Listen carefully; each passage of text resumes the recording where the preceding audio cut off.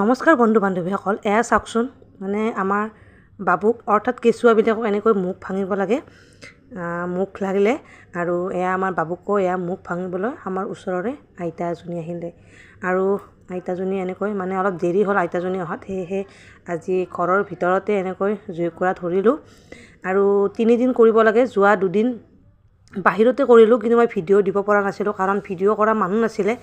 আজি যিহেতু মোৰ মানুহজনো আহিলে, সেয়েহে ভিডিঅ' কৰি দিলে আৰু সেয়েহে আপোনালোকৰ মাজলৈও লৈ আহিলোঁ ভিডিঅ'টো। আৰু 5বাৰ এনেকৈ কৰি লাষ্টত চাওকচোন, এনেকৈ কলপাতখনত যিখিনি আছে গোটেইখিনি কলপাতেৰে ধুনীয়াকৈ এনেকৈ আনে। আৰু আপোনালোকৰ পিনেও এই মুখ ভাঙা নিয়মটো আছেনে?